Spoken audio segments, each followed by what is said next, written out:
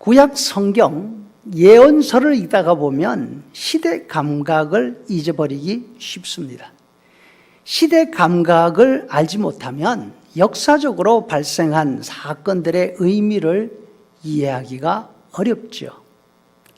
오늘 본문 학개서는 스바냐서 다음에 나옵니다. 스바냐서는 유다 왕 요시야 시대의 말씀이고 학개서는 페르시아 다리오 왕 2년의 말씀입니다. 바로 앞뒤로 붙어 있지만 그 시간 차이는 100년이 넘습니다. 요시야 왕은 나라가 위기 가운데 있을 때에 유다의 신앙개혁을 일으키고 그것을 통해서 새로운 부흥을 이루려고 노력했던 그런 왕입니다.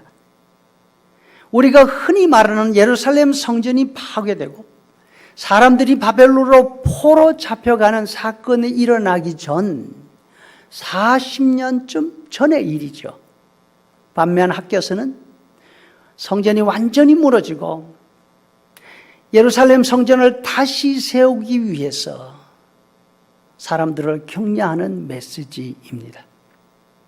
포로기 이후의 일이죠.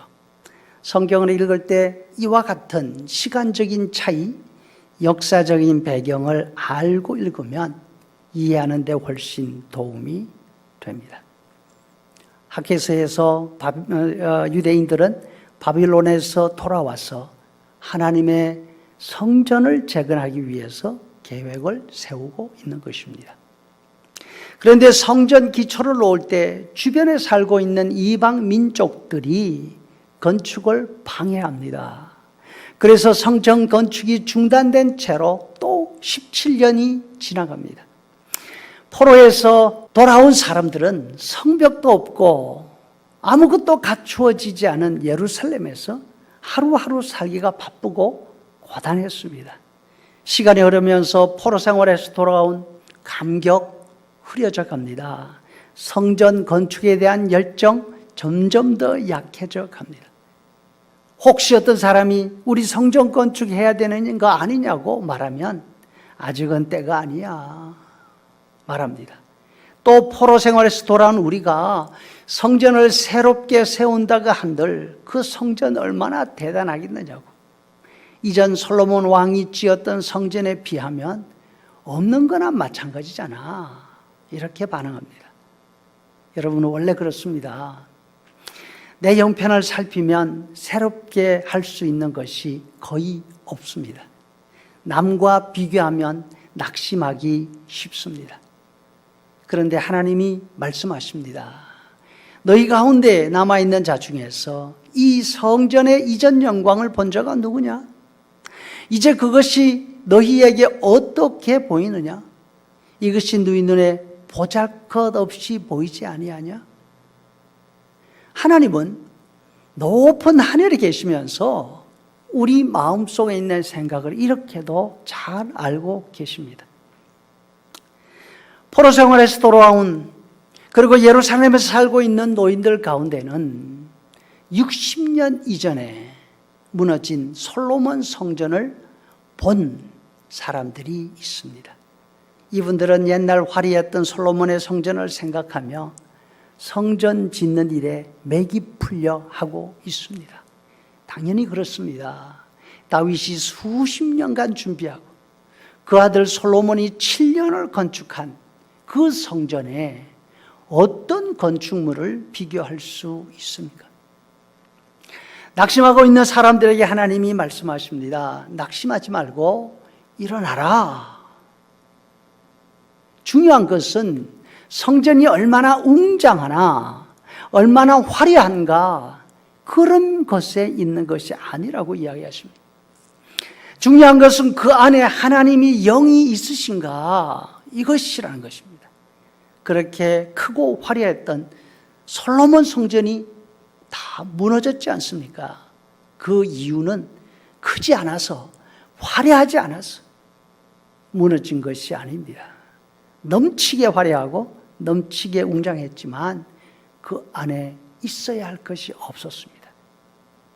하나님의 언약의 말씀, 하나님의 영이 없었던 것입니다.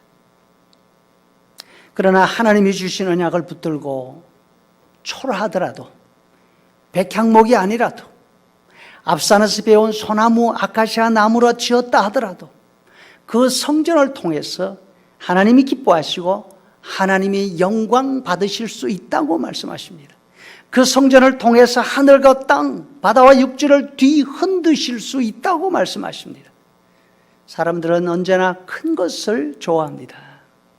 그러나 우리가 생각할 것은 무엇이 소중한가입니다. 우리에게 핵심적인 것이 있는가? 보기에 보잘것없다고 생각되는 사람들에게 학계는 성전의 크기보다 성전의 존재, 다시 말해서 성전이 있다는 사실이 중요하고, 그 성전 안에 하나님의 영이 함께 하시는가, 이것을 생각하라고 하십니다.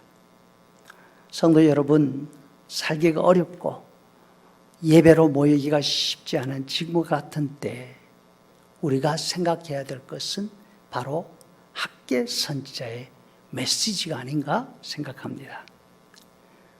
주변 사정을 돌아보지 않고 이전에 있었던 것들을 생각하지 않고 지금 우리가 무엇을 가지고 있는가, 지금 우리가 우리의 마음을 하나님께 전심으로 드리고 있는가를 살펴봐야 합니다.